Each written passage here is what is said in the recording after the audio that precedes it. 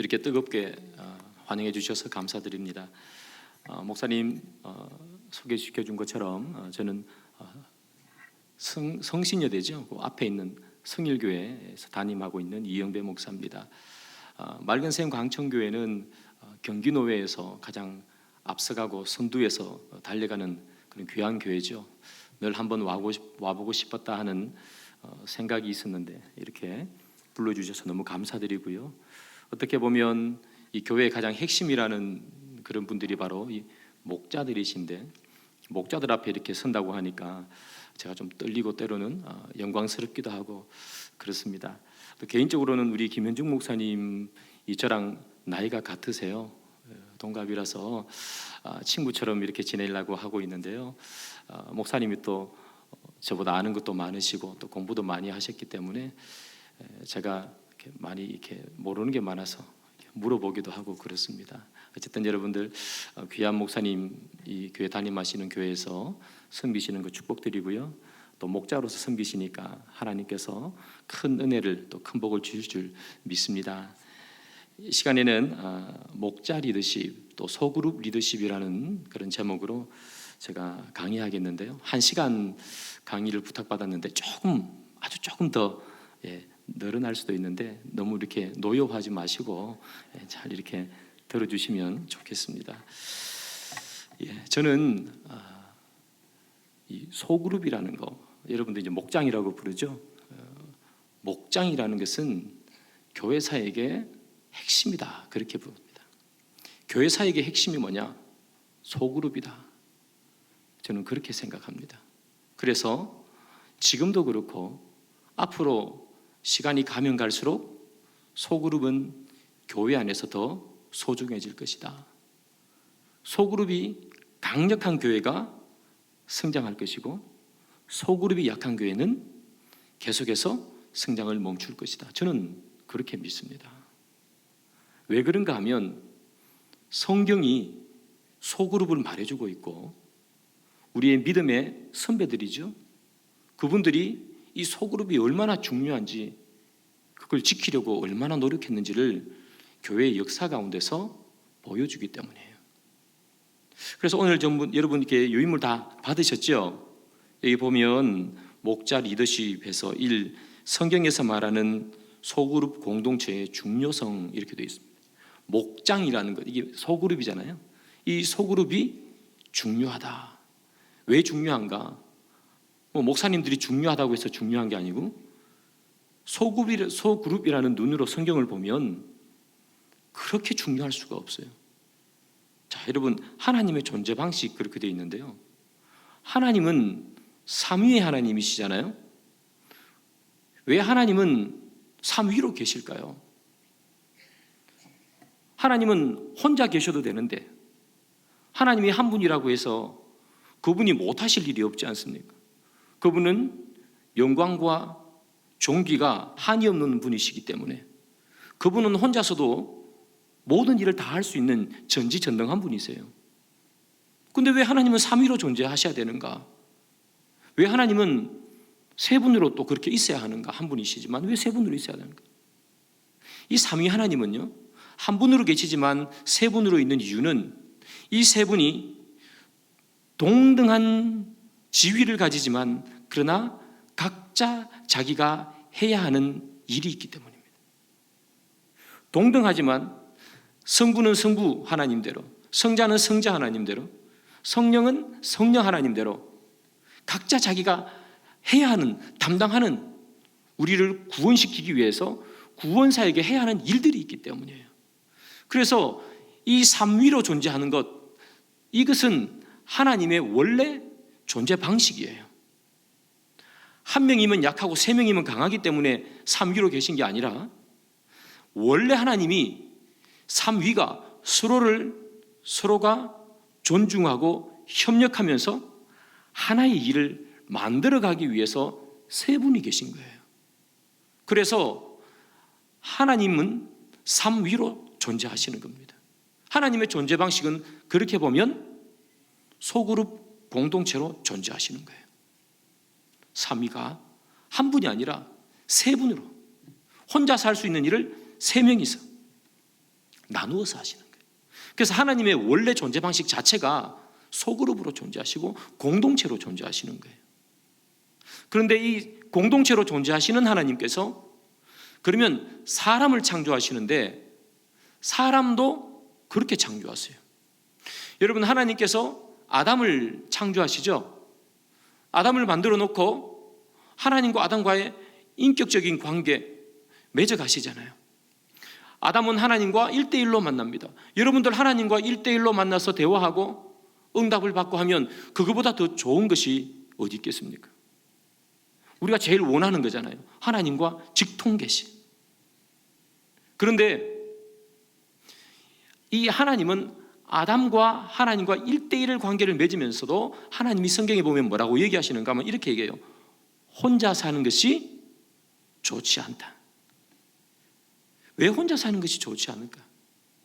아담은 하나님과 1대1로 하고 중간에 거칠 것도 없는데 얼마나 좋습니까? 그런데 왜 좋지 않을까요? 하나님이 그의 형상대로 우리를 짓지 않습니까? 그런데 하나님이 어떤 형상을 가지고 계시죠? 삼위 공동체로 계신다고요. 그러니까 사람도 어떻게 만든다? 공동체로 만들어가는 거예요. 그래서 하와를 만드는 거죠. 하와를 만들고 나면 아담 입장에서 보면 하나님과 대화하던 시간을 누구에게도 또 분할해서 써야 되죠. 자기 부인이니까 하와라고도 이렇게 이야기하면서 써야 되겠죠. 그래서 이 아담은 하나님과 하와와 같이 이렇게 이야기하는 거예요. 시간이 뺏기잖아요. 원래 하나님이 다 쓰는 시간을 하와에게 써야 되죠. 그럼에도 불구하고 하나님은 하와를 만들고 보시기에 좋았더라.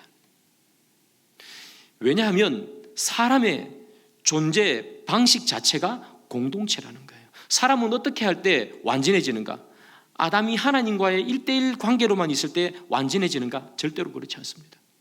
사람은 하나님과의 관계만 만족한다고 100% 완벽해지지 않습니다. 사람은 누구와의 관계 속에서 완성됩니까? 사람과의 관계 속에서 완성됩니다. 그래서 사람은 하나님이 사람을 어떻게 만들었느냐? 하나님이 여기 계시면 사람이 여기 있고 또 다른 사람이 여기 있어서 이 삼각형을 만드는 거예요. 이 사람은 하나님과의 관계, 사람과의 관계, 이 관계 속에서 하나님과의 완전한 관계, 사람과의 완전한 관계 속에서 이 사람은 완전해진다는 거예요. 공동체라는 거예요. 하나님이 존재 방식 자체가 공동체였기 때문에 사람에게도 똑같이 우리 형상대로 만들었어요. 그래서 공동체로 만들어가는 겁니다. 사람은 절대로 하나님과의 1대1 관계만으로 만족하거나 완전해지지 않습니다. 하나님이 그렇게 만들었습니다. 사람과 사람과의 관계가 반드시 거기에 포함되어 있어야 완전해지는 거예요. 자, 그러면요. 그렇게 보면 우리가 왜 사람과 하나님과의 교제를 나눌 뿐만 아니라 사람과의 교제도 나누어야 되는지를 우리는 알 수 있습니다. 여러분, 가나안 성도라고 많이 듣죠. 교회는 안 나오고 신앙은 가지고 있고, 가나안 거꾸로 하면 안 나가 성도잖아요, 그죠? 교회는 안 나가. 그런데 여러분, 그분들이 신앙은 있을 수 있겠습니다만 결정적으로 실수가 뭐냐면 사람과의 교제가 차단된다는 거예요. 하나님은 우리가 신앙을 가지고 있으면 하나님과의 관계뿐만 아니라 사람과의 관계도 맺기를 원하십니다. 그게 하나님께서 사람을 만드신 창조 원리입니다. 그래서 사람과의 교제가 막히면 올바른 신앙이 아니에요. 반쪽짜리 신앙입니다. 자, 그렇다면 이것을 누릴 수 있는 것이 뭐냐? 하나님과의 관계도 누리고 그리고 그 안에서 사람과의 관계도 누릴 수 있는 그것은 어디에서 할 수 있느냐? 당연히 소그룹에서 할 수 있습니다. 대그룹에서 할 수 있을까요, 우리가 여러분? 주일날 교회에 왔습니다. 여기 본당이 크지 않습니까? 코로나기 때문에 조금 적게 모일 수 있지만 코로나 전만 해도 여기 1,000명씩, 2,000명씩 모이지 않았겠어요? 1,000명이 모이면 내 옆에 누가 있는지 잘 몰라요. 내 옆에 어떤 사람이 앉아있지 그 사람의 상황을 모른다고요. 그게 뭡니까? 교제가 단절된다는 거예요. 하나님과 예배 시간에 하나님과의 관계는 충만하게 목사님 말씀을 통해서 듣고 갔는데, 하나님은 하나님과의 관계뿐만 아니라 사람과의 관계도 함께 하도록 만들어 놓았는데, 대그룹 안에서는 사람과의 관계를 맺을 수가 없죠. 예배드리고 그냥 가야 되니까. 그러면 사람과의 관계를 만들어낼 수 있는 곳이 어디지? 소그룹밖에 없는 거예요. 그래서 여러분들이 목자신데, 목장이 왜 중요하냐? 하나님과 사람, 사람과 사람이라는 그 관계를 만들어내는 곳이 목장밖에 없어요, 여러분. 그래서 목장은 소중한 겁니다. 여러분들이 가지고 있는 이 목장이 왜 소중하냐? 이것이 바로 하나님께서 우리를 만드신 원리가 완성되어져 가는 곳이에요. 대그룹, 하나님 은혜를 받잖아요. 그러나 소그룹에서 사람과 사람과의 나눔은 불가능하지 않습니까? 그래서 반드시 소그룹은 있어야 한다. 왜냐하면 그것이 바로 하나님께서 우리를 만들어내신 사람의 존재 방식, 하나님의 존재 방식이기 때문에 그런 거예요. 그게 이루어지는 것이 바로 여러분들이 맡고 있는 목장이에요. 그래서 여러분들이 맡고 있는 목장은 단순하게 사람 관리하는 것이 아닙니다. 관리하는 것이라고 생각하면 절대로 틀렸습니다. 목장은 관리가 아니라 하나님께서 우리를 만드신 본질이 이루어지는 것, 하나님과의 교제와 성도의 교제가 이루어지는 것, 그것이 목장이에요. 그래서 저는 목장을 교회라고 봅니다. 하나의 교회예요. 나중에 볼 텐데요. 자, 그래서 하나님께서 아담과 하와를 만드시고 또 하나님이 계셔서 이렇게 완전한 삼각형의 형태, 공동체를 이루어 놓았어요. 그런데 그것이 깨져요. 아담이 그리고 하와가 선악과를 따먹게 되죠. 하나님께서 물어봐요, 아담에게. 너에게 왜 이 선악과를 따먹었느냐? 그거 아담이 뭐라고 얘기합니까? 하나님이 주셔서 나와 함께 있는 저 여자 때문에 먹었습니다, 이렇게 얘기하죠. 이게 하나님과 사람과의 연결되어 있던 끈이 다 끊어지는 거예요.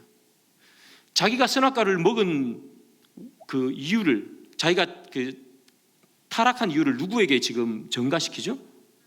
하나님에게, 그죠? 하나님이 주신 하나님에게. 그래서 그는 하나님과의 관계를 끊어버려요. 그 다음 저 여자가 사람과 사람과의 관계도 끊어져 버렸어요.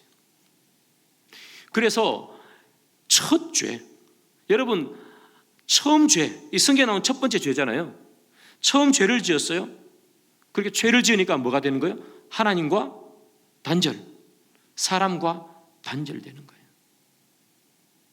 그것은 하나님이 만들어 놓으신 이 아름다운 삼각형의 형태를 깨버리는 거죠. 근데 그게 완전히 상징적으로 딱 드러나는 곳이 어디냐? 바벨탑 사건이에요. 사람이 바벨탑을 막 쌓아요. 그러니까 하나님께서 언어를 혼잡하게 해버리시죠. 사람과 사람이 관계를 못 맺게 됐어요. 말이 서로 달라요. 바벨탑을 쌓으면서 야, 못 줘. 그런데 망치 주는 거예요. 그죠? 물 한 컵 줘. 그런데 모래 준다는 말이죠. 무슨 말인지 모르니까. 사람과 사람과의 관계가 완전히 깨어져 버렸어요. 바벨탑을 쌓는다는 것 자체가 사람과 하나님과의 관계는 깨어진 거죠. 사람과 하나님과의 관계를 깨어지니까 사람과 사람과의 관계도 깨어져 버리는 거예요. 그래서 완전히 죄를 지음으로 말미암아 이 관계가 깨어져 버렸습니다. 자, 그러면 이 아름다운 소그룹 공동체, 하나님께서 원하신 최초의 존재 방식이었는데 그게 깨어져 버렸어요. 죄를 지음으로 말미암아. 그런데 그게 다시 회복돼요. 상징적으로 어디서 회복되어지느냐? 여러분, 바벨탑 사건은요, 사도행전 2장에 나오는 오순절 성령 감림 사건하고 신학적으로 보면 늘 한 쌍으로 같이 와요. 왜냐하면 이때 언어가 혼잡되죠. 그리고 사도행전에 와서는 언어가 통일되잖아요. 성령 충만함을 받은 제자들이 나가서 복음을 증거하는데 온 각지에서 온 사람들이 자기 말을 다 이해하죠. 언어가 하나가 되는 거예요. 언어가 통일되었어요. 왜 언어를 통일시켰을까요? 복음을 증거하기 위해서. 언어가 통일되어서 복음을 증거하면서 무슨 일이 일어납니까? 깨어졌던 하나님과의 관계가, 몰랐던 하나님의 관계가 맺어지죠. 예수를 믿지 않는 사람들은 예수님이 누군지 몰랐어요. 하나님과의 관계가 깨어진 거예요. 그런데 복음이 전해졌어요. 그러니까 하나님과의 관계가 회복되죠. 복음이 전해지니까 믿는 사람들과 믿는 사람들이 서로 복음을 이야기하죠. 사람과 사람과의 관계가 회복되는 거예요.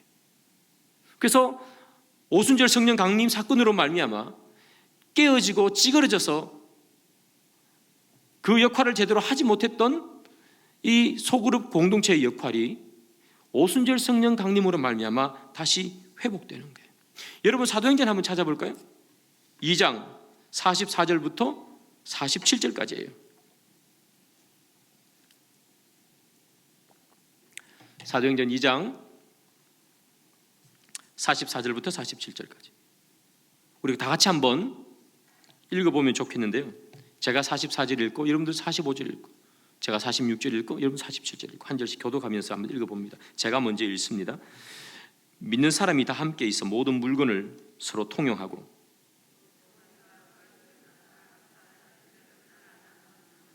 날마다 마음을 같이하여 성전에 모이기를 힘쓰고 집에서 떡을 떼며 기쁨과 순전한 마음으로 음식을 먹고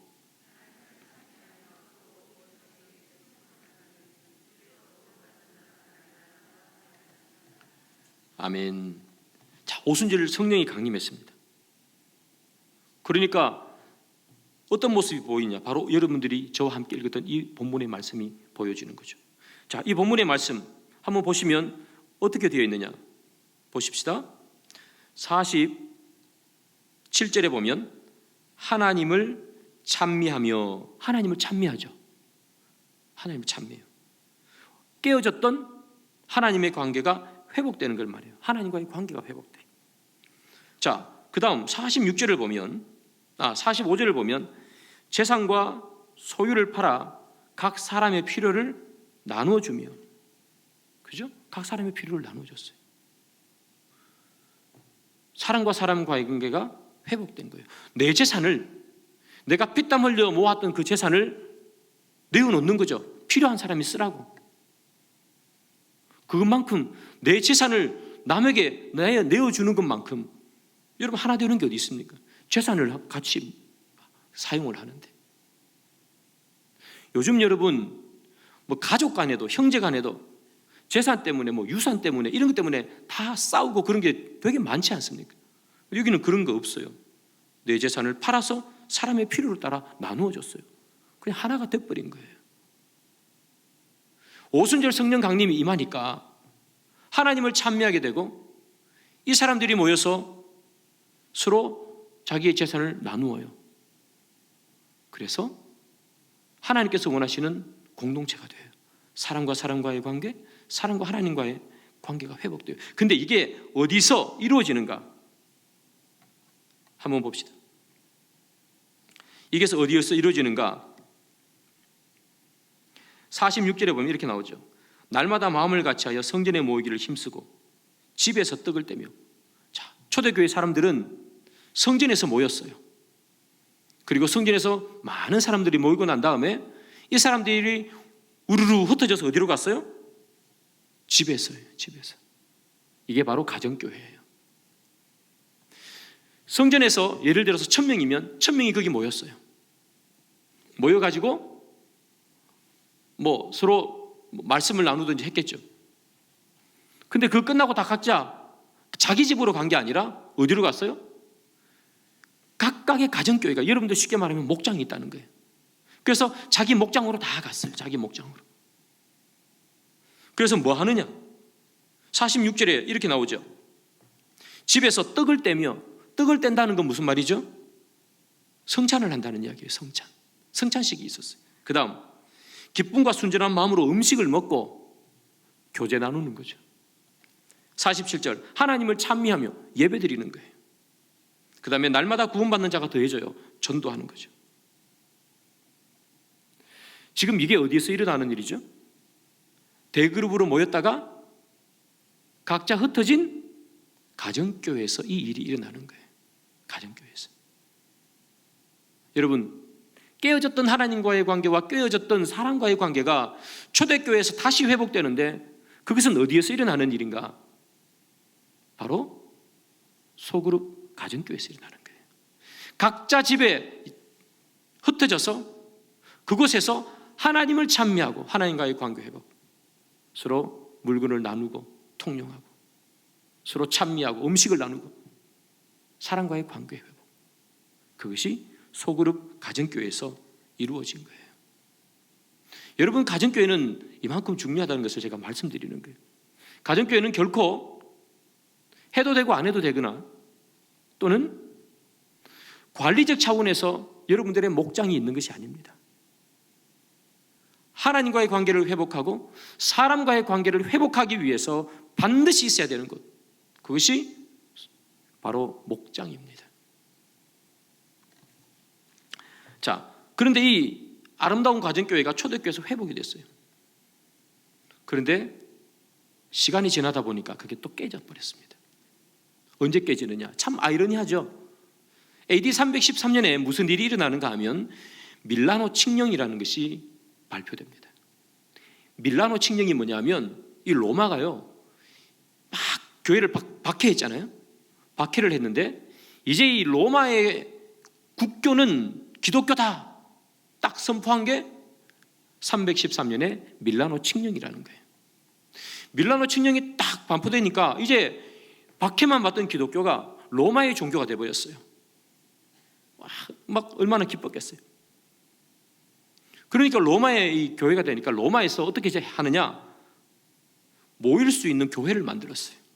그죠? 그래서 이태리에 가면 막 엄청난 게 멋있는 교회들 많잖아요. 성당들. 성당을 막 지어가지고 이제 여러분들 뭐 카타콤 같은 데서 예배 드리지 말고 다 이리로 오세요. 마음껏 예배 드리세요. 왔어요. 근데 중요한 건 다 모였는데 소그룹으로 모이는 가정교회는 그때 사라져 버렸어요. 그래서 대그룹으로 모이는 모임만 있었어요. 그래서 이 빌 베컴이나 이런 사람들은 뭐라고 얘기하는가 하면 그때 원래 초대교회는 대그룹과 가정교회라는 소그룹이 두 날개로 이렇게 날았는데 이 314년 밀라노 칙령 이후에 중세교회는 대그룹 날개만 있고 소그룹은 사라져버렸다. 한 날개로만 날아가니 정상적으로 날지 못했다. 그렇게 얘기해요. 소그룹만 사라졌습니까, 여러분? 어떤 일이 일어나는가 하면 그때 이 교회에서 사제들이죠. 사제들이 말씀을 전하는데 어떤 나라 말로 했느냐면 라틴어로 전했어요. 라틴어. 그리고 성경책도 라틴어만 있어요. 그래서 뭐 내가 한번 좀 읽어보려고 해도 라틴어를 배우지 못하면 성경을 읽을 수 없었고 라틴어를 이해하지 못하면 말씀을 해도 들었지 못했습니다. 그런데 그때 라틴어를 읽고 듣고 쓸 수 있는 사람은 전체 인구의 5%. 그러니까 95% 사람들은 교회 와가지고 앉아있는데 무슨 말 하는지 모르고 집에 가는 거예요. 당연히 하나님과의 관계가 깨어지죠. 성경을 읽으려고 봤더니 자기가 모르는 나라 말, 라틴 말로 적혀 있어요. 그러니까 당연히 하나님에 대해서 뭐 어떻게 알겠어요. 하나님과의 관계가 그때 깨어져 버립니다. 희한하게도 기독교가 국교가 되어버렸는데 하나님과의 관계가 깨어져 버렸습니다. 그리고 소그룹으로도 모이지 못하게 했습니다. 사람과의 관계도 깨어져 버렸습니다. 중세는 기독교가 온 천하를 다 휘잡던 시대인데 희한하게도 종교적 암흑기가 되었습니다. 왜? 하나님과의 관계, 사람과의 관계를 올바르게 맺지 못했기 때문에. 그래서 여러분, 롤라드 운동이라는 운동이 있어요. 그 롤라드 운동이 뭐냐면 종교개혁이 일어나기 전에 종교개혁이 막 불씨처럼 됐던 그런 운동인데 읽어도 무슨 말인지 모르는 이 라틴어를 내가 알아들을 수 있는 언어로 써서 영국에서 영어로 써서 읽는 거예요. 근데 당연히 영어로 적힌 성경책을 읽는 걸 이단으로 규정하고 그 사람들 막 잡아 죽이고 그랬어요. 근데 이 롤라드 운동 때문에 이게 불씨가 되어서 종교개혁이 일어나요. 그래서 이 롤라드 운동을 본따서 뮤지컬을 만든 게 있어요. 그게 더 북이라는 뮤지컬입니다. 여러분 나중에 한번 그 더북이라는 뮤지컬 볼 수 있는 기회가 있으면 꼭 한번 보시기 바랍니다. 상당히 감동이 됩니다. 어쨌든 뭐 그런데요, 중세 때 깨어져 버렸습니다. 자, 그래서 이 깨어진 관계를 다시 회복해야 되겠다 들고 일어난 사람이 있어요. 그게 누구냐? 바로 종교 개혁자들이에요. 여러분들이 아시는 루터, 칼빈 같은 사람들. 종교 개혁자들이 쫙 들고 일어나서 뭐라고 얘기하느냐? 교회의 정의를 내리기 시작해요. 교회는 무엇인가? 종교 개혁자들이 교회의 정의를 이렇게 내립니다. 교회란 커뮤니엄 상트룸이다. 커뮤니엄 상트룸, 이게 라틴 말인데요, 성도의 교제라는 뜻이에요. 여러분들 사도신경 외우면 성도가 서로 교통하는 것과 나오죠. 그게 커뮤니엄 상트룸이에요. 커뮤니엄은 커뮤니티, 상트룸은 세인트, 성자의 커뮤니티 연합, 즉 성도의 교제, 그게 바로 교회다. 교회는 성도가 하나님과의 교제, 사람과의 교제, 이 교제가 사라지면 교회 아니다는 거예요. 근데 아무리 봐도 이 중세교회는 하나님과의 관계도 다 깨져 버렸어요. 무슨 말인지 모르잖아요, 라틴 말로 하니까. 소그룹 다 사라져 버렸어요. 그러니까 성도들끼리 서로 모여서 신앙을 나눌 수가 없는 거예요. 이게 무슨 교회냐? 건물만 크고 뾰족뾰족 멋있게만 지었지. 이게 무슨 교회냐?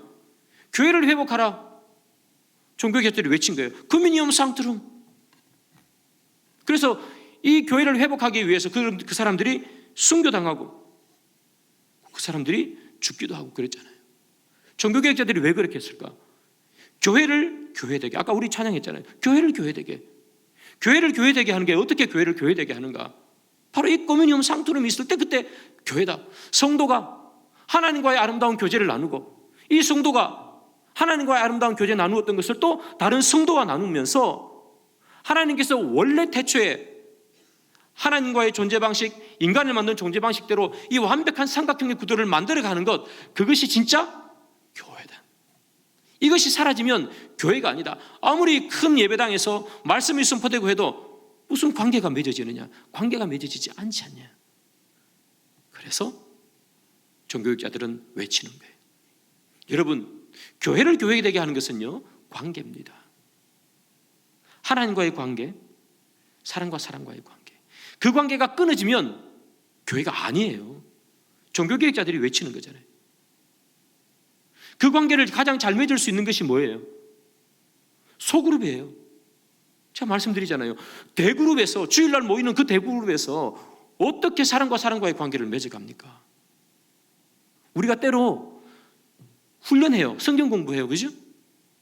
성경 공부할 때도 사람과 사람과의 관계를 맺어가기가 어려워요. 1대1로 그냥 듣고 갔기 때문에. 물론 제자반이나 뭐 이런 거 하다 보면 서로 나눔이 있죠. 그런 건 좀 예외일 수 있겠습니다. 그런데 뭐 어떤 무슨 특별한 반을 들어요. 그 수업을 듣고 나면 소그룹으로 모였지만 내 옆에 있는 사람이 뭐 하는지도 몰라요. 그냥 이름 알고 대충 인사하고 집에 가잖아요. 요한복음 듣고 집에 아니라는 거예요. 그래서 이 여러분들 셀교의 지침서라는 책을 쓴 랄프 네이버 박사라는 사람이 있습니다. 그 사람이 뭐라고 얘기했는가 하면, 이 랄프 네이버가 이렇게 얘기해요. 현대교회는 전부 다 프로그램 중심 교회다. 사람들이 모입니다. 대그룹으로 모여요. 때로는 소그룹도 모이죠. 그런데 그게 다 프로그램 하기 위해서 모였다는 거예요. 삶을 나누기 위해서 모이지 않았다는 거예요. 모여서 마태복음에 대해서 듣고 가고, 큐티가 뭔지에서 듣고 가고, 그리고 신약 파노라마, 무슨 구약 파노라마, 많은 것들을 해가면서 성경에 대한 지식은 가져가지만 내 옆에 앉아 있어서 함께 수업을 들었던 이 사람의 아픔, 이 사람의 기도 제목, 이 사람이 해야 기도가 필요한 그 모든 기도 제목을 나는 바로 옆에 있었으면서도 모르더란 게, 그게 무슨 교회냐? 교회는 성도 간의 교제가 있을 때 가능하다. 그래서 랄프 네이버 박사가 셀교회라는 것을 말하고 있는 거예요. 여러분들이 가지고 여러분들이 섬기고 있는 그 목장이 그렇게 중요합니다. 하나님께서 원하시는 태초의 존재 방식, 그것을 만들어가는 것이에요. 그리고 교회를 교회되게 만들어가는 것이 바로 여러분들이 섬기는 목장입니다. 단순히 관리한다는 생각을 하시면 여러분 큰일 납니다. 목장은 관리가 아닙니다. 목장은 하나님의 교회를 세워나가는 것입니다. 그리고 여러분들이 목장으로 모이면 그것이 교회입니다. 반드시 기억하셔야 됩니다. 나는 교회를 이끌어가는 목사의 심정으로 목장을 이끄셔야 됩니다. 그게 아니라 관리적 차원에서 목장을 이끌게 되면 관리적 차원으로밖에 일을 하지 않습니다. 그러나 여러분들이 목사라는 마음으로 그 목장을 이끌어 가셔야 됩니다. 이 목장은 교회다. 나는 이 작은 개척교회의 목사다. 그 심정으로 이끌어 갈 때 그 목장이 제대로 되는 거예요. 자, 여러분 한번 볼까요? 2번, 초대교회의 폭발적인 성장. 초대교회는 왜 성장했는가? 막 벌벌 떨던 제자들이 오순절날 성령 강림을 입고 밖으로 뛰쳐나왔어요. 여러분들 제가 하는 이야기 잘 들리시죠? 혹시나 사투리 써서 잘 못 알아들을까 봐 제가 걱정이 됐어요. 뛰쳐나왔어요. 뛰쳐나와가지고 복음을 막 증거하는 거예요. 막 복음을 증거하니까 막 사람들이 막 몰려들잖아요. 오늘날은 베드로가 복음을 증거하니까 하루에 몇 명이 세례를 받죠? 3,000명이 세례를 받았어요. 여러분, 베드로만 복음을 전했겠습니까? 12사도가 다 복음을 전하지 않았겠어요? 뭐 베드로만 3,000명을 전도했겠어요? 다른 제자들도 뭐 몇십 명인지 몇백 명인지 어쨌든 복음이 계속해서 전거됐을 거 아니에요. 많은 사람들이 교회에 왔어요. 그래서 이 초대교회가 폭발적으로 성도가 늘어난 것은 제자들의 활약 때문이에요. 물론 그 안에는 하나님의 은혜가 있죠. 제자들이 두려움을 떨쳐내고 뛰쳐나갔기 때문에 많은 사람들이 교회로 오게 된 거예요. 그러면 제자들의 활약뿐일까? 제자들은 몇 명이에요? 12명. 베드로 혼자 증거했는데 하루에 3,000명이 왔어요. 베드로 혼자 그 3,000명을 어떻게 다 관리해요? 12명, 제자 12명인데 12명에서 3,000명을 어떻게 관리해요? 뭐 3,000명만 있겠어요? 3,000명 그 다음 날도 몇백 명, 그 다음 또 몇십 명, 또 몇천 명. 제자들 12명에다가 뭐 예수님을 따라다니는 한 500명 있다 치고 그 사람들이 어떻게 다 관리해요? 이 쏟아지는 사람들을. 여러분, 초대교회가 진짜 폭발적으로 성장한 건 제자들의 활약이 겉에 보이는 모습일 뿐 실제로는 제자들의 활약보다 더 큰 숨은 영웅들이 있어요. 그게 누군가? 아까 좀 전에 읽었던 사도행전 2장 44절부터 47절에 나오는 가정교회. 그 가정교회 리더들이에요. 쏟아져 들어오는 새 가족들을 누가 다 관리했을까요? 가정교회 리더들이 하죠. 그 쏟아져 나오는 새 가족들이 다 어디로 갔어요? 성전에서 서로 모이고 집으로 흩어져. 그 사람들이 다 각각의 여러분들이 있는 목장으로 갔단 말이에요. 거기에 있는 목자들이 날마다 들어오는 새 가족들을 데리고 아까 본 것처럼 하나님을 찬미하고 예배를 드리고 떡을 떼고 성찬을 나누고 음식을 먹고 교제를 나누고 그렇게 했기 때문에 그들이 그 안에서 하나님을 조금씩 더 알아가고 하나님의 은혜를 느껴갔다는 얘기예요. 베드로가 복음 증거해서 3,000명이 세례받고 아무 조치도 안 하면 3,000명이 그대로 남아있겠습니까? 다 떠나버리죠. 그때 뭐 이런 조직 교회가 있어요? 뭐가 있어요? 아무것도 없지 않습니까? 그런데 가정교회라는 교회가 딱 버티고 있는 거예요. 그래서 그 사람이 그 가정교회로 간 거예요. 새 가족이. 가보니까 그 가정교회 리더들이 모아서 그들을 관리하는 거예요. 예배를 드리고 교제를 나누고 성찬을 나누고 그랬기 때문에 그 사람들이 하나님에 대해서 알게 된 거예요. 그래서 초대교회의 성장의 핵심은 바로 여기 나오는 가정교회 리더들이에요. 그들이 없었으면 초대교회는 절대로 성장하지 못했을 겁니다. 여러분들이 잘 아시는 브리스길라와 아굴라 다 목자예요. 이분들이 빌레몬 이런 사람 다 목자입니다. 그분들이 자기 교회를 오픈해서 이렇게 새 가족을 받아서 그들을 훈련시키고 양육시킨 거예요. 그들이 없으면 아무것도 안 돼요. 사랑하는 여러분, 여러분들이 목자시잖아요. 여러분들이 교회에 오시는 새가족들, 또 교회에서 방황하시는 분들, 그분들을 여러분들의 목장으로 이렇게 모시고 와서 그분들과 함께 예배를 드리고, 그분들과 함께 교제를 나누고, 그분들과 함께 서로 사역을 나눌 때, 그때 비로소 교회는 성장하는 겁니다. 목사님 여기서 막 설교를 해요. 말씀 잘 전하시니까 귀한 말씀 막 증거하면 성도들이 오겠죠. 그런데 아무도 그들을 양육시키고 그들을 받아줄 사람이 없으면 그 사람이 어떻게 여기 있겠어요? 남는 사람은 소수고 대부분은 떠나겠죠. 그러나 그 사람들이 이곳에 남을 수 있는 유일한 근거를 하나 되라면 바로 소그룹이라는 거예요. 그곳에 가서 신앙에 대해서 배울 수 있고, 그곳에 가서 성도와의 교제를 나눌 수 있는 거예요. 그래서 하나님께서는 우리에게 소그룹을 주시는 거죠. 초대교회는 그것 때문에 성장했다고 저는 믿습니다. 그렇다면 우리도 어떻게 교회가 부흥할 수 있을까? 답은 이거죠. 여기 계신 여러분들이 초대교회의 목자들처럼 똑같이 여러분들의 목장을 만들어, 목장 안에 서로 모여서 예배를 드리고 서로 하나님을 찬미하고 기도하고 서로 교제를 나눌 때, 그때 교회는 부흥되는 거예요. 근데 여러분, 자, 이제 3번 4페이지. 소그룹 성공의 핵심 목자다. 자, 여러분, 제가 이제까지 말씀드린 건 이 소그룹이 중요하다는 얘기를 드렸어요. 소그룹은 성경의 핵심이라는 이야기를 드렸어요. 그리고 초대교회가 성공할 수 있고 초대교회가 폭발적으로 성장할 수 있었던 이유는 바로 이 소그룹이 탄탄하게 자리 잡고 있었기 때문에 수많은 사람들이 몰려와도 그 사람들을 다 받아서 훈련시키고 양육시키고 교제 나눌 수 있는 소그룹 가족교회가 있었기 때문에 가능했다는 얘기를 제가 방금 드렸어요. 자, 그렇다면 소그룹의 성공의 핵심 목자다. 여러분, 이 소그룹을 성공하느냐 소그룹이 실패하느냐 핵심은 누구에게 있다? 바로 목자에게 있습니다. 자, 리더십. 오늘 목자 리더십, 소그룹 리더십인데요. 리더십이 뭐냐? 리더십의 정의를 한번 내려봅니다. 오스왈드 샌더스라는 사람이 있습니다. 우리나라에도 책을 많이 쓴 유명한 사람이죠. 이 사람은 리더십을 이렇게 정의합니다. 리더십은 영향력이다. 누군가에게 영향을 끼치는 영향력이다. 리더십은 영향력이다.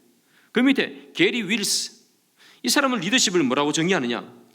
리더와 따라오는 사람이 있죠. 팔로워. 리더와 따라오는 사람들이 함께 공유된 목표를 향해서 무엇인가를 움직이는 힘, 이게 바로 리더십이다.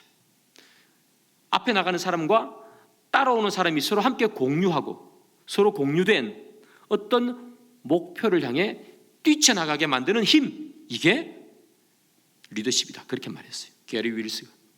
자, 그럼 이 두 개를 합치면 리더십이란 뭐냐? 하나의 목표를 향해서 리더도 또 따라오는 사람도 이 하나의 목표를 향해서 달려가게 만들어주는 어떤 영향력, 이게 바로 리더십입니다. 자, 여러분 생각해 봅시다. 성경에 리더십 있죠. 모세는 출애굽을 이끌어낸 사람이죠. 모세는 그냥 단순하게 조직만 한 사람이 아닙니다. 모세는 출애굽이라는 공통된 목표에 영향력을 주어준 사람이에요. 그렇죠? 모세는 많은 이스라엘 백성들에게 영향력을 준 거예요. 출애굽이라는 것은 각자의 하나님이라는 마음을 심어주고 그들에게 하나님이라는 영향력을 지대하게 끼친 사람. 그래서 출애굽하는 거예요. 여호수아와 마찬가지죠. 여호수아는 가나안 땅의 입성이잖아요. 여호수아가 사람만 조직한 게 아니고 어떻게 합니까? 영향력을 끼치죠. 가나안 입성이라는 공통적인 목표 아래 영향력을 끼쳤단 말이에요. 예수님도 마찬가지죠. 우리를 구원하는 것이라는 그 목표 아래 영향력을 끼친 분이에요. 제자들에게. 그렇다면 목자는 뭐냐? 누누이 말합니다. 목자는 관리하는 사람이 아닙니다. 목자는 영향력을 끼치는 사람입니다. 여러분들의 목원에게 영향력을 끼쳐야 됩니다. 그것이 목자입니다. 공통된 목표의 영향력. 공통된 목표는 뭡니까? 하나님과의 관계, 사람과의 관계, 이 완벽한 관계를 만들어가기 위해서 영향력을 끼치는 사람, 이게 목자예요. 여러분, 목자는 내 목원이 교회에 왔나 안 왔나? 물론 당연히 체크해야 되겠죠. 그거 확인해가지고 목사님 이분 안 왔습니다, 교회에 보고해주는 사람이 아닙니다. 영향력을 끼쳐야 됩니다. 물론 이 영향력은 선한 영향력이죠. 앞에서 말했듯이 사람과의 관계와 하나님과의 관계를 올바르게 맺게 해주기 위해서 목원들이 하나님과의 관계, 사람과의 관계를 올바르게 맺기 위해서 끊임없이 영향력을 미치는 사람이 바로 목자입니다. 그러려면 목자에게 반드시 뭐가 필요할까요? 분명한 목표의식이 필요합니다. 내가 왜 목자가 됐느냐? 여러분들 가운데서 이렇게 생각하시는 분이 있습니다. 왜 목자가 됐느냐? 교회에서 좀 부탁을 했습니다. 이 목장에 사람이 없으니까 부탁해서 어쩔 수 없이 거절하기가 어려운 목자가 됐다. 그럴 수 있죠. 그럼에도 불구하고 목자가 된 것은 어쩔 수 없이 부탁해서 된 게 아닙니다, 여러분. 하나님께서 주신 사명이라고 보셔야 돼요. 그리고 여러분들이 반드시 분명한 목표의식을 가지고 영향력을 끼쳐야 합니다. 그냥 오늘 와가지고 잘 얼굴 보고 그냥 집에 가는 그렇게 해서는 안 된단 말입니다. 영향력을 끼쳐야 돼요. 선한 영향력.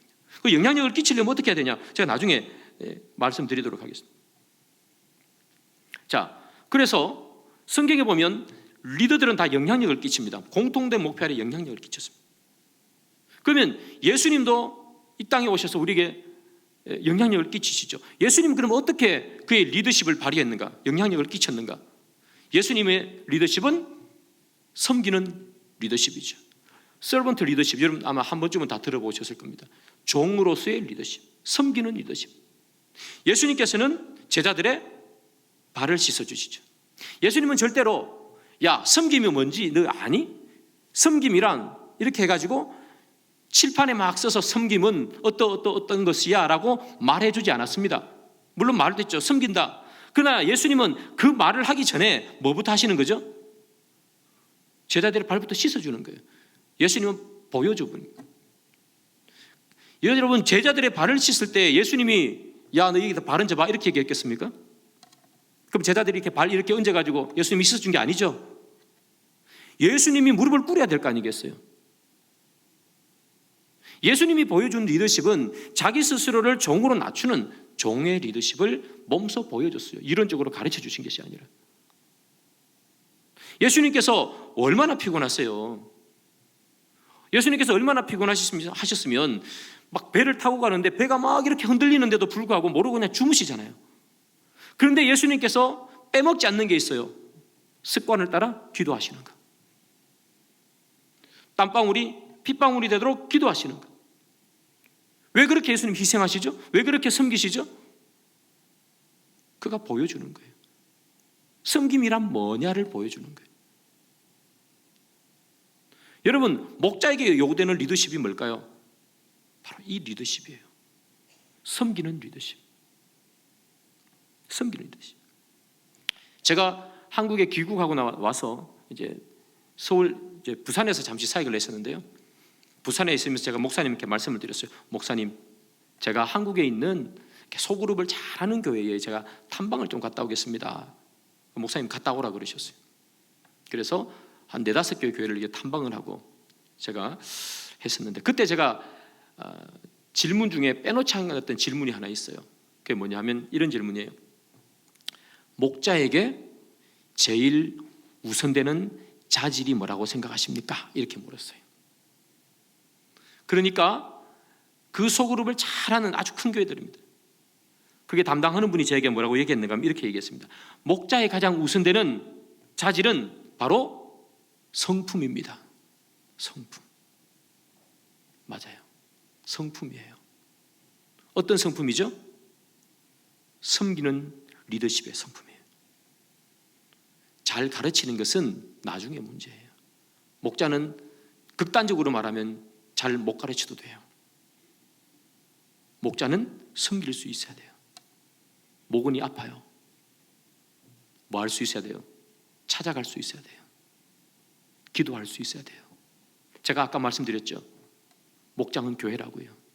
여러분들이 아파요. 너무너무 아파서 교회를 못 왔어요. 주일날. 그런데 교회에서 연락이 없어요. 그래 뭐 한 주니까 사람도 많고 하니까 못 보셨겠지. 2주째 안 왔어요. 근데 연락도 안 와요. 섭섭하겠죠? 당연히 섭섭합니다. 내가 2주나 교회에 안 갔는데 어떻게 교회에서 연락이 안 오지? 담임 목사님은 모를 수 있어도 부목사, 교구 목사님은 아셔야 될 거 아닌가? 왜 연락이 안 오지? 당연히 연락이 갔어야 되는 거예요. 안 갔다면 교회가 잘못한 거죠. 마찬가지입니다, 여러분. 목원들에게 어떻게 영향력을 끼칠 수 있어요? 아플 때 찾아가는 거예요. 무슨 말하는 게 아니란 말이에요. 아플 때 새벽에 나와서 기도해 주는 거예요. 그게 영향력이에요, 여러분. 영향력을 끼친다는 게 그런 겁니다. 뭐 어디 가가지고 막 말로 막 이렇게 말하는 게 아니라 힘들 때 옆에 있어주고 같이 울어주는 거, 그게 영향력이에요. 예수님께서 보여준 거잖아요. 예수님께서 아까 말씀드렸다시피 리더십이 뭐냐, 섬기는 게 뭐냐, 이론으로 가르쳐준 게 아니고 그냥 무릎 꿇고 발을 씻어버렸어요. 행동으로 보여준다고요. 예수님의 가르침의 특징은 바로 이겁니다. 교실에서 가르쳐주는 것이 아니라 현장 실습이에요. 목자도 이런 거예요, 여러분. 목자의 리더십, 바로 이런 리더십이 있을 때 영향력이 끼쳐지는 거예요. 내 목자는 내가 아플 때 기도해 주는구나, 관심을 가져주는구나. 그런데 여러분들이 전화도 안 하고 뭐 낫겠지 뭐 이렇게 내가 바쁘니까 까먹어버려요. 그러면 여러분 아플 때 교회에서 전화 안 오면 섭섭한 것처럼 목장은 또 숫자가 작잖아요. 한 번만 안 와도 대부분 표시가 나는데 기도하거나 알아주지 않으면 너무나 섭섭한 거죠. 그때 영향력이 필요한 거예요. 그래서 이 목자는요, 섬길 수 있는 성품이 제일 중요해요. 잘 가르치는 거? 잘 가르치고 잘 섬기면 좋죠. 근데 섬김이 우선입니다. 잘 못 가르쳐도 저 사람이 나를 사랑하고 내가 힘들 때 나를 위해서 새벽을 깨워 눈물로 기도해 줄 수 있다는 그 사람이라는 것을 알면 잘 못 가르쳐도 은혜가 돼요, 여러분. 제가 설교를 정말 잘한다고 생각해 봅시다. 이 세상에서 제일 잘하는 목사라고 생각했는데 여러분들이 저와 관계가 너무 안 좋아요. 그러면 제가 아무리 설교를 잘한들 그 설교가 여러분들 귀에 들어가겠습니까? 절대로 들어가지 않습니다. 근데 제가 이 세상에서 제일 설교를 못해요. 근데 저와 여러분들이 너무나 돈독한 사이예요. 목사님은 설교를 못하지만 목사님은 정말 우리 가정을 위해서 눈물로 흘려서 기도해 주는 분이야. 그걸 알고 있어요. 그러면 제가 정말 설교를 못해도 여러분들 그 설교에 은혜 받는 거예요. 목장이 그래요, 여러분. 그 영향력을 여러분 끼치셔야 된다는 거예요. 그때 그 목원은 그 은혜를 받고 그 목장의 진정한 목원이 되는 거예요.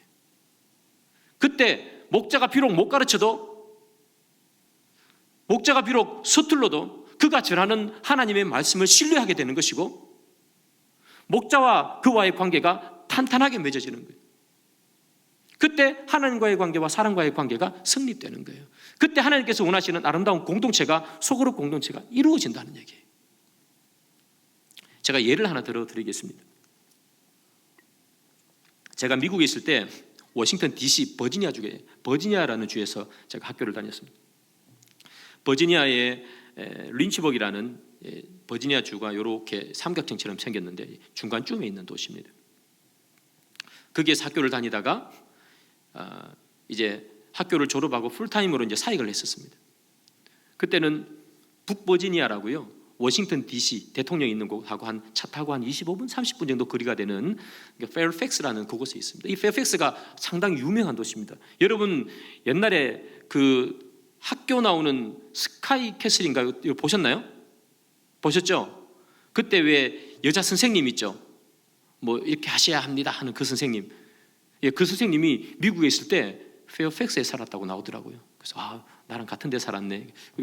좀 좋았었는데요. 여러분 그곳에 살았는데요. 그곳에 이제 제가 교회에서 풀타임으로 사역을 했었어요.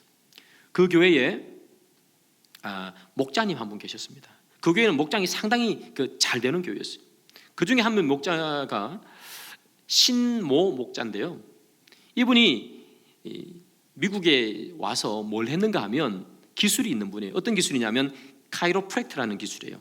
이 카이로프랙트가 우리나라에서는 아직까지 뭐로 되는지 잘 모르겠어요. 그러니까 물리치료 같은 그런 건데 물리치료는 또 아니고 뭐 도수치료 같은 것 같기도 하고 어쨌든 그런 거예요. 그분이 그걸로 해서 이렇게 오셨는데 어떻게 하다 보니까 불법 체류자가 돼버렸어요. 여러분 불법 체류자가 되면 경찰에 딱 걸리죠. 그러면 신원조에 딱 들어가면 바로 추방이에요. 그러니까 이분들은 꼼짝을 못해요.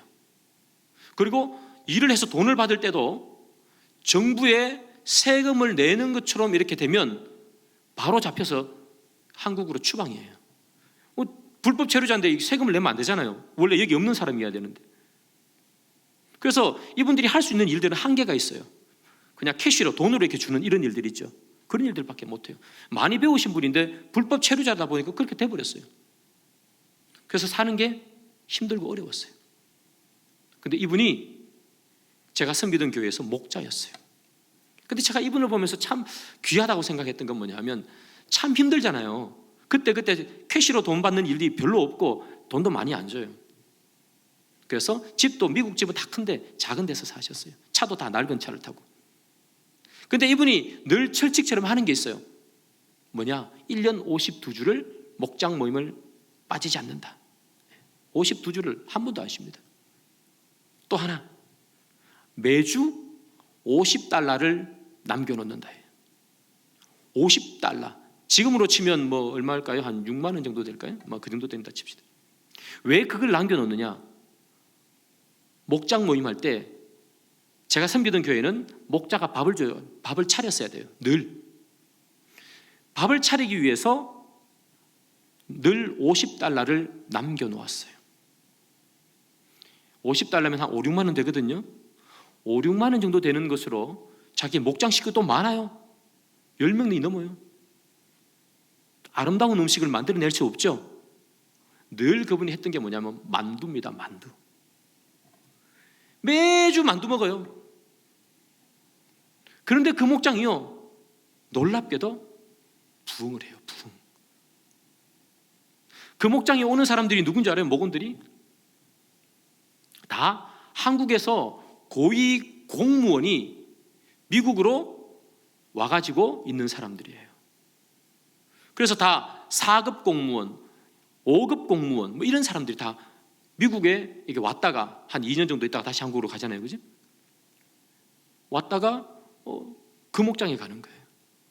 여러분, 그분들은 4급 공무원, 5급 공무원들은 경제적인 여유가 있는 분들이에요. 집도 좋은 데 살아요. 그런데 일주일에 한 번씩 만두가 뭐 그렇게 맛있겠어요? 또 맨날 먹는 만두가? 그걸 주는데도 불구하고 늘 와요. 왜 올까요? 목자의 헌신을 보는 거예요. 그 어려운 환경 속에서 자기 아이들 뭐 사줄까 안 사주고 아끼고 $50를 만들어 놓는다는 거예요. 그게 헌신이에요, 여러분. 뭐 엄청나게 맛있는 걸 많이 주면 목장이 부흥할까요? 절대로 그렇지 않습니다. 음식과는 관계가 없습니다. 목자의 헌신을 보고 목장은 부흥하는 거예요. 그 목장은요, 희한해요. 그 사람이 2년에 보통 2년 있다 가더라고요. 다시 한국에 2년에 이렇게 시간이 있다가 가죠. 그러면 누군가 다시 또 이쪽으로 와요. 그러면 그 목장에 다 와요. 그래서 그 목장은 전부 다 공무원들이에요. 한국에서 파견된 공무원들. 그런데 오는 공무원들마다 누구도 그 목장을 안 떠납니다. 늘 그 목장에 있습니다.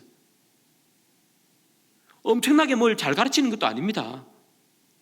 뭘 보는 거예요? 목자의 헌신을 보는 거예요. 그게 리더십이에요. 나 따라와. 그게 아닙니다. 헌신할 때 마음이 움직이는 거예요.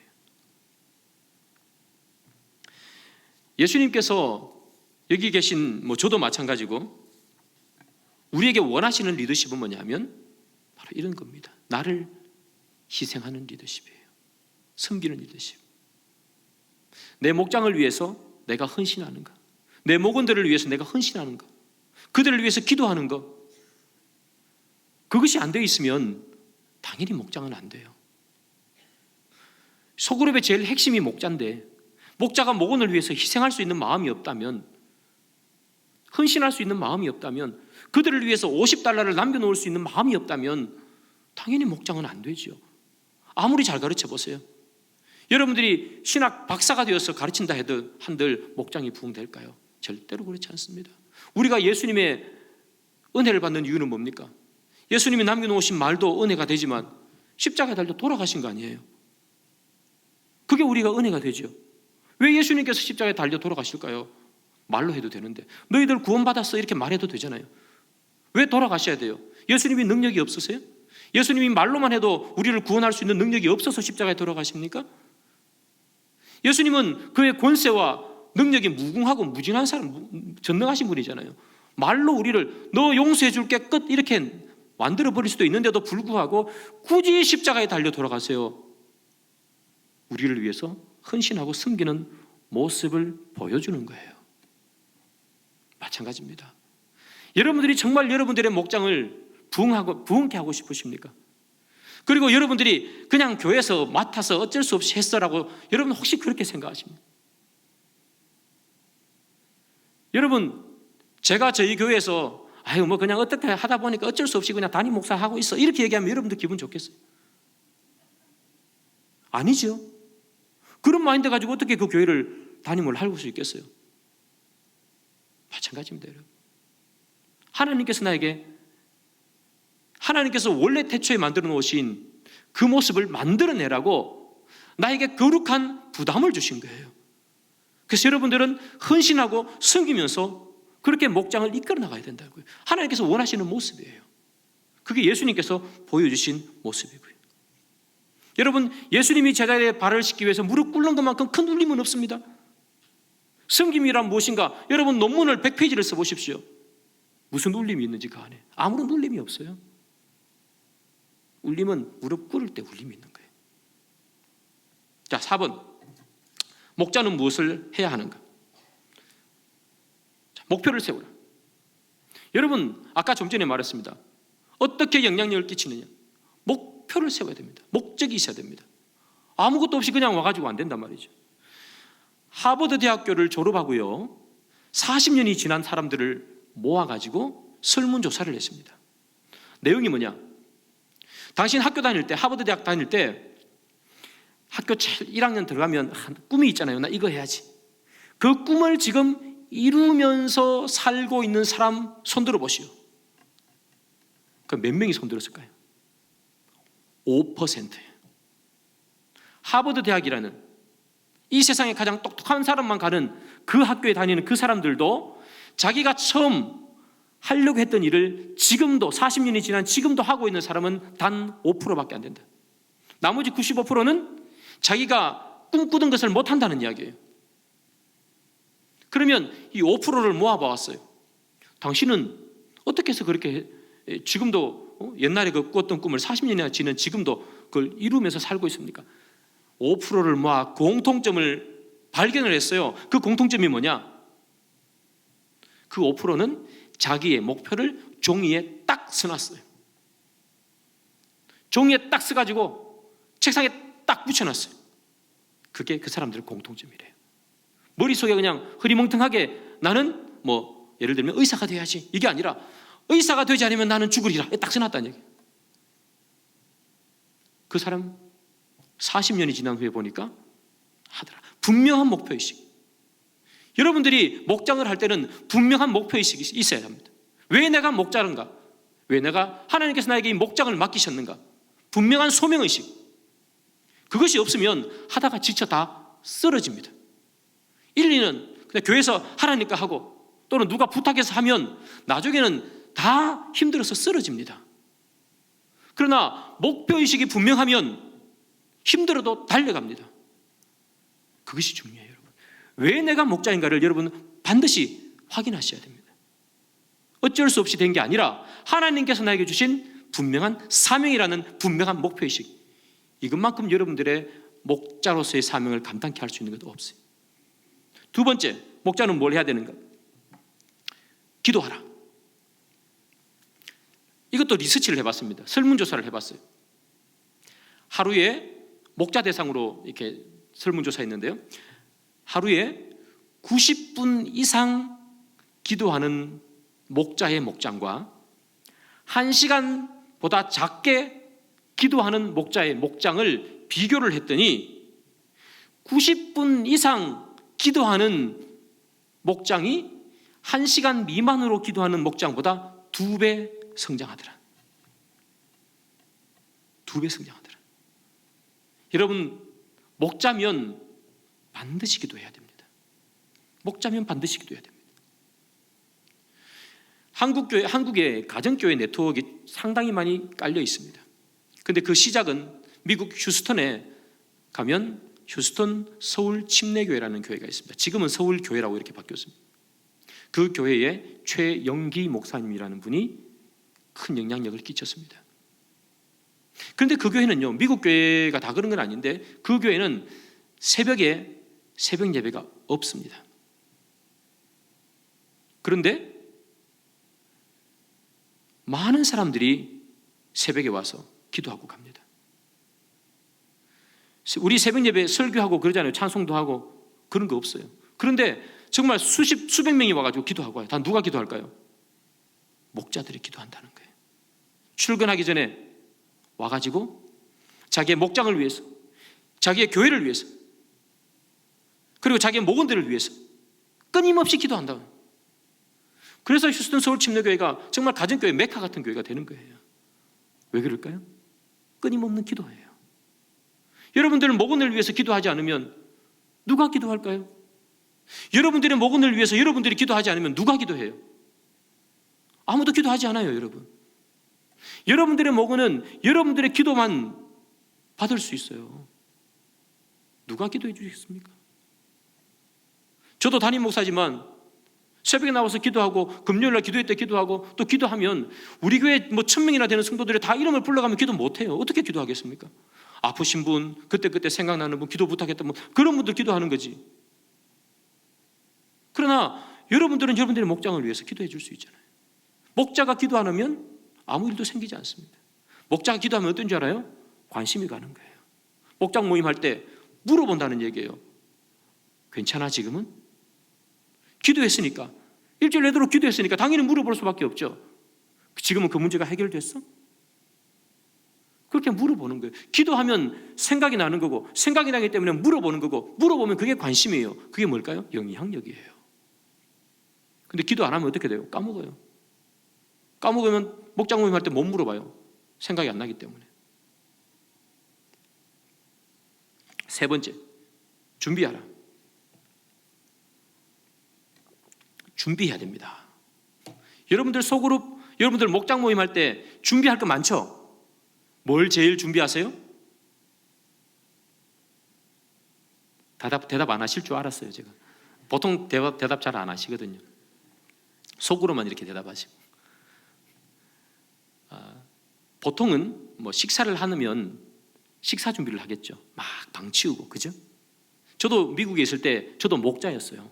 집사람하고 같이. 목원들 오면 막 흘레벌떡 교회 와가지고 막 이렇게 청소기로 막 밀고, 그 다음에 이렇게 막 떨어져 있던 이런 거 다 한쪽에 몰아넣고 콱 닫아놓고 이런 거 하잖아요, 그죠? 막 집 치우고, 그 다음에 음식 준비하고 그런 거죠. 근데 진짜 준비해야 되는 게 뭔지 아세요? 내 스스로를 준비해야 돼요. 우린 늘 까먹는 거예요. 내가 준비되어 있어야 돼요. 목장 모임할 때 제일 준비해야 되는 것, 내가 준비되어 있습니다.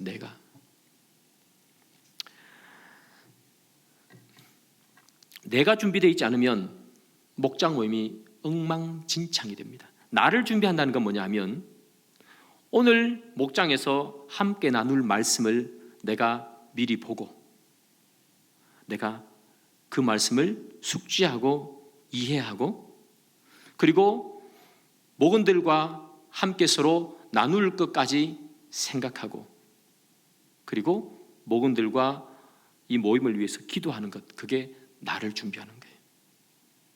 직장 끝나고 막 집에 와가지고 헐레벌떡 한 1, 20분이 있으면 이제 목원들이 와요. 예를 들면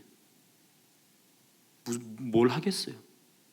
그때 할 수 있는 거라고 뭐밖에 없습니까? 준비 안 된, 내가 신앙생활 오래 했던 짬밥으로밖에 할 수 없는 거예요. 그러면 당연히 모임이 이상해지죠. 당연히 실수하고요. 그걸 누가 할까요? 목원들이 기가 막히게 알죠. 자기들은 목자 안 하면서. 네, 목자의 실수는, 준비 부족은 기가 막히게 알아요. 여러분, 준비가 부족하면 풍성해지지 않습니다. 준비를 많이 할수록 풍성해져요. 이 풍성하다는 음식을 말하는 게 아니라 나눔을 말하는 게 나눔. 여러분, 목장 모임 할 때 혹시 식사할 때 식사 너무 과하게 하면 절대로 안 됩니다. 그러면 다음 사람이 분가해서 목자할 사람들이 부담스러워서 안 해요. 그러니까 식사는 절대로 많이 하는 게 아니고 그냥 먹을 만큼만 하면 되는 것이고, 여러분들이 준비해야 되는 것은, 풍성하게 준비해야 되는 것은 내 스스로.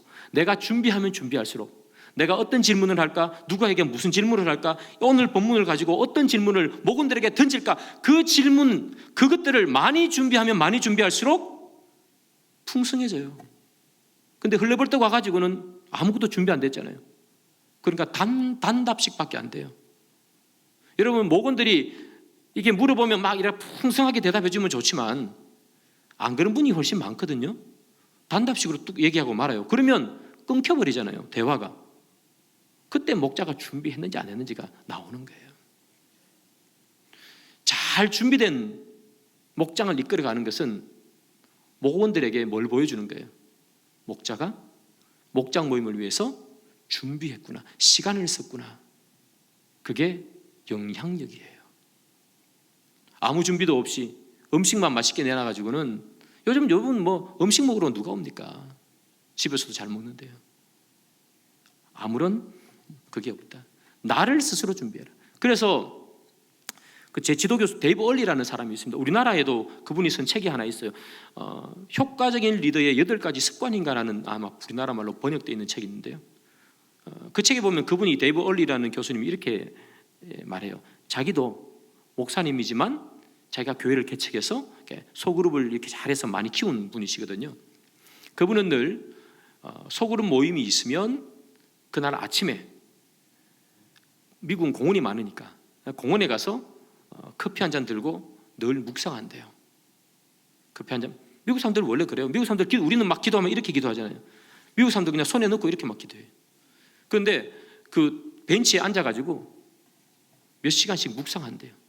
오늘 말씀에 대해서 묵상하고, 자기 목원들에 대해서 생각해보고, 무슨 말을 할까, 어떤 질문을 던질까, 그들을 위해서 무슨 기도를 할까, 오늘 모임 어떻게 이끌어갈까. 그리고 저녁에 목장 모임에 모인다는 거예요. 그러면 여러분 얼마나 준비되어 있겠어요? 딱 표가 나는 거죠. 그게 목원들의 마음을 만드는 거예요. 그게 영향력이고 그게 리더십이에요. 여러분, 뭐 짧게 이렇게 말씀드렸지만 결론을 한번 내봅니다. 여러분, 제가 교회 홈페이지에 들어가 봤어요. 그 광천교회 홈페이지에 2022년 교회 표가 Good to Great. 목사님 통해서 아마 자세히 이야기 들으셨겠지만 이 책은 경영학서적이죠. 짐 콜린스라는 사람이 쓴 책 제목입니다. Good to Great. 좋은 것을 넘어서 위대한 것으로. 그죠? 근데 이 Good to Great라는 책, 저도 이제 미국에 있을 때 이게 교과서여서 한번 읽어본 적이 있습니다. 그게 서문에 이렇게 나옵니다. 앞에. 좋은 것은 위대한 것의 적이다.